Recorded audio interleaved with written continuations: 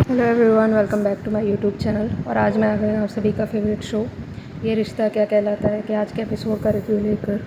आज के एपिसोड की शुरुआत में हम देखते हैं कि कबीर और मायरा कैफ़े में बैठे होते हैं और वो उसको एक्सप्लेन कर रहा होता है कि मैं अपने फैमिली के अगेंस्ट तो नहीं जा सकता, लेकिन ऐसा भी तो नहीं है कि मैं अपने फैमिली के पीछे अपनी गलतियाँ छुपाता रहूँ। मुझे तो अपनी गलती एक्सेप्ट करनी ही पड़ेगी, कभी ना कभी मुझे सॉरी बोलना ही पड़ेगा। तो वो कहती है कि ठीक है, आई एक्सेप्ट योर अपोलॉजी, मैं तुम्हें माफ़ कर देती हूँ, लेकिन इसका मतलब ये नहीं है कि हम फ्रेंड्स हो सकते हैं या कुछ भी। मैंने सिर्फ तुम्हारी गलतियाँ माफ़ की। तो बोलता है कि ठीक है, अब इसी खुशी में तुम मेरे साथ कैराओके करो स्टेज पे जाके। तो बोलती है कि मुझे अपने कूलनेस की हॉलीडे नहीं करनी है तुम्हारे साथ स्टेज पे जाके गाना गा के। जैसे उस आंटी की अभी हाल हो रही है, मुझे भी वैसा नहीं होना है। तो वो देखता है कि वो आंटी बहुत ज़्यादा शाई होकर गाना गा रही थी एंड बहुत ज़्यादा लो वॉइस में गा रही थी। सब लोग बोल रहे थे कि आप बहुत ज़्यादा बोरिंग गाना गा रहे हो, आप बहुत ज़्यादा स्लो गाना गा रहे हो, उतर जाओ नीचे। तो वो तभी भी हार नहीं मानती, वो गाती रहती है एंड कबीर उसे जाके एनकरेज करता है, वो जो लेडी गा रही होती है स्टेज में। एंड वो उसको एनकरेज करते करते वो भी गाना गाने लगा एंड सब लोग वहाँ पर जो भी कैफ़े में लोग बैठे थे उन लोग भी एंजॉय करने लगे, सब नाचने लगे।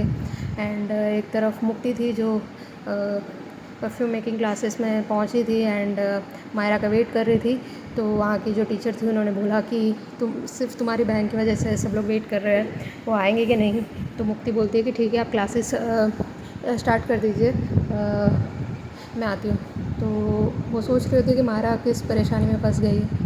दूसरी तरफ अरमान एंड अबीरा वो लोग बहुत ज़्यादा ट्राई कर रहे होते हैं सालसा करने के, लेकिन उनसे हो नहीं रहा था। तो वहाँ के जो इंस्ट्रक्टर थे, ट्यूटर थे, वो अबीरा के साथ डांस करने लगे। वो अरमान को बता रहे थे अब तुम देखो कैसे डांस किया जाता है। तो वो मतलब कि वो अबीरा के साथ डांस कर रहा था वो टीचर। बस इस बात से अरमान बहुत ज़्यादा गुस्सा हो गया था, वो जेलस फील कर रहा था, वो बस देखे ही जा रहा था उन लोगों को। एंड जैसे ही टीचर ने मिस कहा तो उसने अबीरा को घुमा के उसने पकड़ा उसको एंड उसने सालसा अच्छे से किया।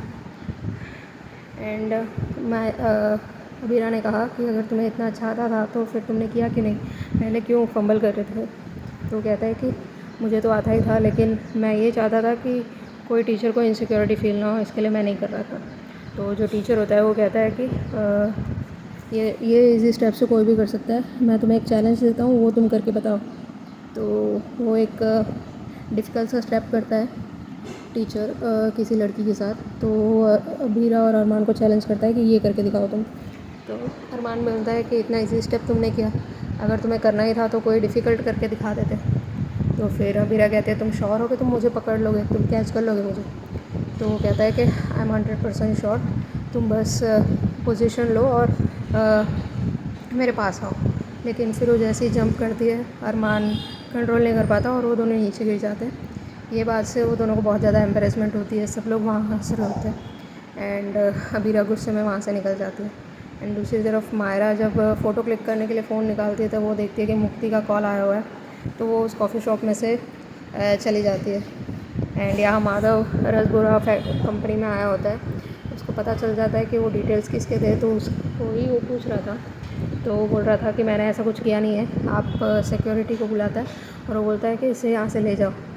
तो वो कहता है कि मैं तुम्हें छोड़ूंगा नहीं, मैं तुम्हारे अगेंस्ट लीगल एक्शंस लूँगा। दूसरी तरफ अबीरा और अरमान घर आता है तो अबीरा बोलती है कि सॉरी, मुझे तुम्हें उस सालसा क्लासेस में नहीं ले जाना चाहिए था, मुझे समझ जाना चाहिए था जैसे सबकी लाइफ में रोमांटिक स्लोली ख़त्म हो जाता है वैसे मेरी लाइफ में भी हो जाएगा।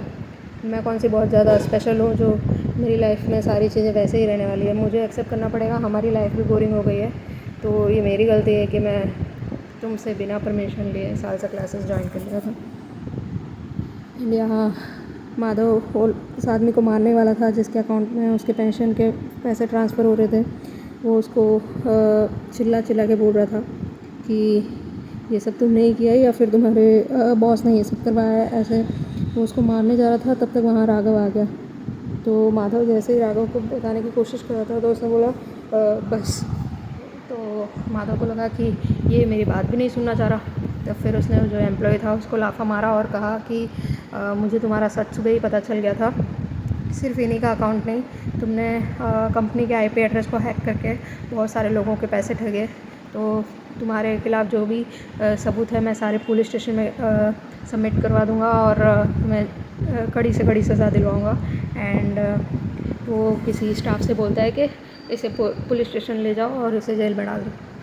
एंड माधव सोचता है कि राघव ने एक भी बार उससे मतलब कोई क्लैरिफिकेशन नहीं लिया। उसने उस एम्प्लॉय के अगेंस्ट कड़ी से कड़ी सज़ा ले ली एंड उसे नौकरी से निकाल दिया। तो वो सही में अच्छा ही आदमी है, बट पता नहीं उन लोग हमारी बच्चियों के साथ ऐसा क्यों कर रहे हैं। एंड उसका भाई कैसा है जो वो उसके सामने भी बोलता है, राघव के सामने भी, कि तुम्हारा भाई क्यों ऐसा है। उसने हमारे खिलाफ़ गलत गलत न्यूज़ छुपवाई एंड मायरा और मुक्ति के साथ वो कैसे बिहेव कर रहा था एंड अरमान को उसने रिश्वत देने की कोशिश की। तो वो कहता है कि जो भी है आपको केस की सारी डिटेल्स पता नहीं है तो आप अभी कुछ बोलिए मत, और मैं अभी एक्सप्लेन करने के मूड में नहीं हूँ, मैं नहीं कर पाऊँगा आपको एक्सप्लेन अभी। वो घर आता है तो फिर उसको सारी डिटेल्स राघव ने मेल कर दी होती है, जो सबूत थे उस एम्प्लॉय के अगेंस्ट। तब अरमान वहाँ आता है कि मेरे पास वो पेंशन आपके अकाउंट को हैक करने वाले का डिटेल्स। तब तक माधव बोलता है कि हाँ, उसे पुलिस ने अरेस्ट कर लिया है और उसके अगेंस्ट सारे सबूत भी मेरे पास आ गए। तो फिर वो अरमान को दिखाता है, तो अरमान देखता है कि ये सारे डिटेल्स आपको राघव ने भेजे, ये सारे सबूत आपको राघव ने भेजे एंड आपको हमसे हेल्प लेने में तो बहुत ज़्यादा तकलीफ़ हो रही थी। आप खुद को छोटा फील कर रहे थे, लेकिन आप उस राघव धमानी से जाकर हेल्प लेके आए एंड अब क्या ही पता वो कितना झूठा इंसान है। शायद उसी ने करवाया होगा ये सब उसके एम्प्लॉय को बोल के। तो बोलता है कि मुझे भरोसा है राघव ऐसा नहीं कर सकता, मैं झूठ पकड़ लेता हूँ और राघव झूठ नहीं बोल रहा था। तो अरमान गुस्से में बोलता है कि आपको जितना उस राघव पे भरोसा है, जितना खुद पर भरोसा है, उतना मेरे पर क्यों नहीं है। तुमने मुझे क्यों मना किया इस केस में पढ़ने से। एंड वो वहाँ से गुस्से में चले जाता है। एंड अबीरा माधव को बोलती है कि तुमने आज उसको बहुत ज़्यादा लो फील करवाया है, तुमने उसकी बात ना सुन के, उसको हेल्प ना करने दे के तुमने राघव से हेल्प किया, तो उसे कितना छोटा महसूस होता होगा। तो वो कहता है कि मैं उसे परेशान नहीं देखना था, बस इसीलिए मैंने उससे हेल्प नहीं ली। एंड दूसरी तरफ हम देखते हैं कि मुक्ति बहुत ज़्यादा गुस्सा होती है मायरा से एंड वो बोलती है कि मैं तुमसे बहुत दूर जाना चाहती हूँ। तो मायरा के मुंह से निकल जाता है कि वो कबीर के साथ थी वहाँ कैफ़े में। तो बोलती है तूने कबीर की वजह से मुझे इग्नोर किया, मेरे कॉल्स को इग्नोर किया, इसीलिए तो मेरे साथ नहीं आ पाई थी परफ्यूम मेकिंग क्लासेस में। एंड मुक्ति भी वहाँ गुस्सा करके निकल जाती है। एंड दूसरी तरफ माधव विद्या से कहता है कि जब अरमान अपनी बेटियों को बहुत ज़्यादा प्रोटेक्ट करता है, वो एक पॉपकॉर्न डैड बन जाता है कभी कभी, तो उसे ये क्यों नहीं समझ आता मैं भी उसका डैड हूँ और मैं भी अपने बच्चे की प्रोटेक्शन ही चाहता हूँ ना। मैं उसे कोई ज़्यादा स्ट्रेस नहीं देना चाहता, मैं उसको ऐसे किसी केसेस में फंसाने नहीं चाहता मेरे केसेस में, तो उसे क्यों समझ में नहीं आ रहा।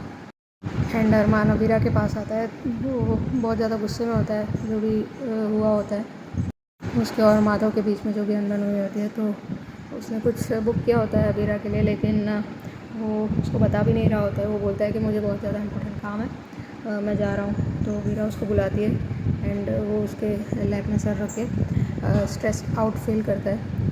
एंड देन अबीरा सोचती है कि मुझे कुछ करना पड़ेगा इन दोनों के बीच में प्रॉब्लम सॉर्ट आउट करने के लिए। तो विद्या और दादी साहब को इंक्लूड करती है इस प्लान में और बोलती है हम लोगों को कुछ बड़ा प्लान करना पड़ेगा इन दोनों के बीच जो झगड़ा हुआ है उसको सॉल्व करने के लिए। तो हम लोग ऐसे ही कुछ भी चाय वगैरह के मैटर में ज़िद करके बैठे रहते हैं एंड अरमान और माधव को किचन में भेज देते हैं एक साथ, ताकि इन दोनों की चीज़ें सॉर्ट आउट हो जाए। आज के लिए बस मैं इतना ही है फ्रेंड्स, मिलते हैं नेक्स्ट वीडियो में। Thank you.